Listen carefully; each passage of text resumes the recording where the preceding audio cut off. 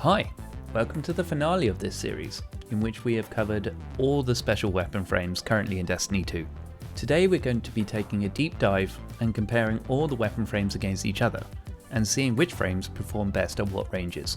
I'm taking 4 data points from the whole series: single shot crit, damage value of a single shot, raw crit, which is DPS value if never needing to reload, DPS average, which is DPS including the reload speed, mixing crit and body shots. This is to account for body shots and shields. We'll be ordering the data using this stat at the beginning, and at the end we'll have a breakdown of all the other values. And DPS crit, which is the DPS value including the base reload speed if only ever landing crits. I will be adding an asterisk to values that cannot crit. These values will be replaced with their body shot. Okay, let's get stuck in. At unlimited range, or far enough range to not ever really be an issue, we have grenade launchers and both the aggressive and adaptive snipers. Grenade launchers don't really have a damage fall off, so I put them here for this deep dive. They don't really fit into this style of a breakdown, but I thought I'd include them anyway. I do have a dedicated video for them on the channel, so if you want to know more about them independently, you can grab the information from that one. So let's grab the first weapon that is impacted by damage fall off. 38 meters brings the rapid fire sniper rifle. Completing the sniper rifle family and taking the top spot for raw crit, DPS average and crit. Only thing that is lacking is single shot damage, which the aggressive frame has a solid grip on the top spot here. Next up, 34 meters. Trace rifles. Yes, I know, 34 meters. These weapons have crazy reach, and their DPS average isn't too far off rapid fire snipers. It falls way back on crit damages due to the crit multiplier being nowhere near what sniper rifles have. But I think we can all see how trace rifles really hold their own and perform a lot higher than people give them credit for. Now there is a huge range gap here, and I didn't miss anything if anyone was wondering. Next incoming range is 18 meters, introducing the first of the Glaives, the aggressive frame. As we can see, not really that good, joining in at the very bottom. Glaives are clearly not meant to be used in damage output situations. They're very much for a utility and melee buffing weapon. If wanting to know much more about them, check out the Glaive video on the channel after this to see how they really shine. 17 meters. Here we go. Incoming of the first of the fusion rifles alongside the other Glaives.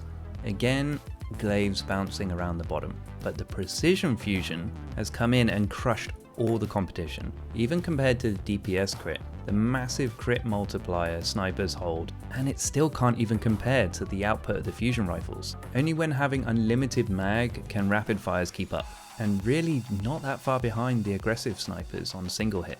16 meters, high impact fusions. Looks like the precision frames were just keeping the seat warm. Straight in at the top, beating out the precisions on every point, and even stealing the crown from the aggressive frame snipers on single shot. But rapid fire snipers still holding on to the raw crit output. Let's see what happens next. 15 meters.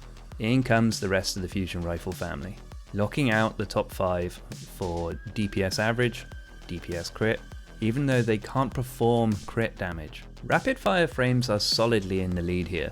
They can't really do too much in compared to the high impact fusion on single shot, but they take everything else with ease. Pay attention to the aggressive frames here. They're second highest for every stat here, making them an amazing fusion rifle of choice for PVE. So if you have a good Coriolis force buried in your vault, might be worth dusting it off. And the spread is nowhere near as bad as the internet would make you believe. Give it a go. Right, let's move on to 9 meters. Introducing the first of the shotguns. Pinpoint slugs. Putting out respectable numbers, but they don't come near touching the fusions. Even having unlimited mag size and hitting all crits, they can't even beat the rapid fire sniper rifles. Shotguns are in a really bad place right now for PvE, so let's see if this changes. 5 meters, introducing the lightweights and the precision frames. They beat out the slug shotguns, but again, way behind the fusions. Precisions managed to take the 3rd spot on single shot, and that's if barrel stuffing the enemy and all pellets land crits. So let's pick up our shortest range of the weapons at 4 meters. Rapid fires and aggressive frame shotguns. Aggressive frames come close to taking the top spot on single shot, but just as the same as what I said about the precisions. requires barrel stuffing and hoping all pellets register a crit. And I can say from doing the testing on this, it is really difficult to get every pellet to register as a crit. Okay, so now we know what the sandbox looks like.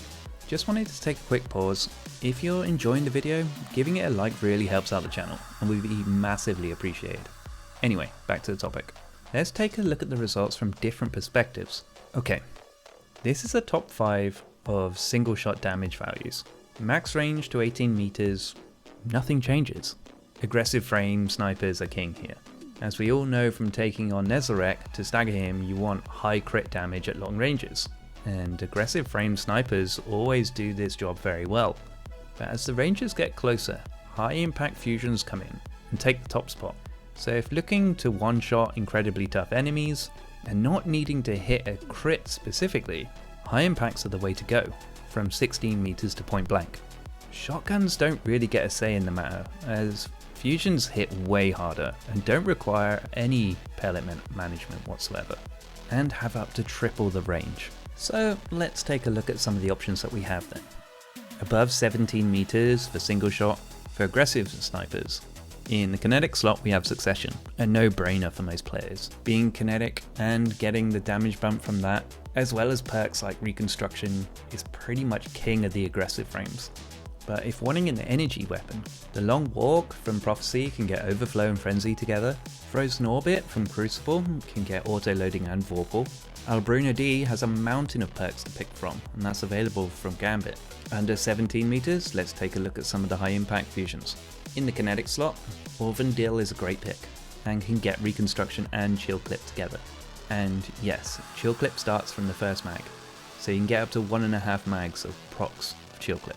Energy slots are a little harder to come by. You've got the Iota Draconis, which is from Season 15, occasionally sold by Banshee and Xur, and that one can roll with Frenzy. Glacial Chasm from the Dawning event at Christmas, which can get Reservoir Burst, and its origin perk makes enemies drop packages, which when picked up grant 10% energy to all abilities, 20 health points, and starts health regen. And yes, this does work outside of the Christmas event being active. And Loaded Question from Vanguard, which can get Overflow and a choice of Control Burst or Reservoir Burst. Okay, that's single shots covered. Let's take a look at DPS values. So here are the top 5s. As we saw in the numbers, when the rapid fires are in range, they leave everything in the dust. At the top end though, adaptives just manage to sneak the best option. Rapid fires fill the 38 to 18 meter area with ease, then 17 meters to point blank, fusions take over. But when we're looking at the raw damage values, rapid fire snipers stretch as close as 16 meters before they are replaced by the fusions. So, what are our options? 38 meters and above, we have adaptive snipers to look for. So, in the kinetic slot, we have Defiance of Yasmin from the Kingsfall raid. Craftable, so you can make it however you like. Thoughtless, again, craftable, but a stasis option. And if we start to look into the energy slot, we got Beloved, which is a solar option, craftable again. Not the best perk pool for single damage targets, but it's always an option. Fugi, World Drop, which is a void option with auto loading and 4 times the charm, and has a selection of Focus Fire or Vorpal or Firing Line. Galu, again, World Drop, and has the chance of getting Overflow with Focus Fury, which also has the Omolon origin perk. So if having an Overflow mag, you can fire for longer before the perk fades. Let's now look at the closer ranges. 38 to 16 meters. Here, best pick is rapid fire snipers. In the kinetic slot, we have the Supremacy from the Last Wish raid, craftable, and has an amazing perk pool, so can pick whatever suits you. A distant pull, which is craftable stasis option from Season 21. Energy slot, Ikelos, craftable from Season 19, which is a great pick. Farthest Sin, also craftable, which is from Wellspring, which is a void option. And then you've got Apostate from the Altars of Sorrow, which is an arc option. If uncomfortable sniping as close as 20 meters of range, the high impact fusions can substitute in here, as they can reach a little bit and still be very effective. Lastly, the 16 meters to point blank, rapid fire frame fusion rifles. In the kinetic, we've got Riptide from Crucible, which can roll auto-loading and a choice of Chill Clip or Frenzy. NG slot, we have the solar options with the Cartesian coordinate, which is a world drop, which can also get Vorpal, likely suspect. Craftable from the Throne World, great choice for Void. And the Iterative Loop, a craftable from Neomuna. Just pick the perks that really help your playstyle. I want to give a shout out to Trace Rifles and Grenade Launchers. GLs didn't really make a dent here, but it's because they're more of an add clear weapon, as have Blast Radius to help them rather than a single target damage. I go over it in the Grenade Launcher video, so if you're curious, go and check that one out. And Trace Rifles too. They're more of a primary weapon replacement rather than a damage option, but 34 meters damage fall off is wild. But check the Trace Rifle video out if you want to find out more. Right, over to you. What did you think of the results? Is there a favourite special that you use? Have you got one that's got a crazy kill count on it? Let me know in the comments. I really want to know what other people are using and how people tend to use them. I make informative content here, deep diving the sandbox, and we'll be working to release new content whenever there is a change to the sandbox at all.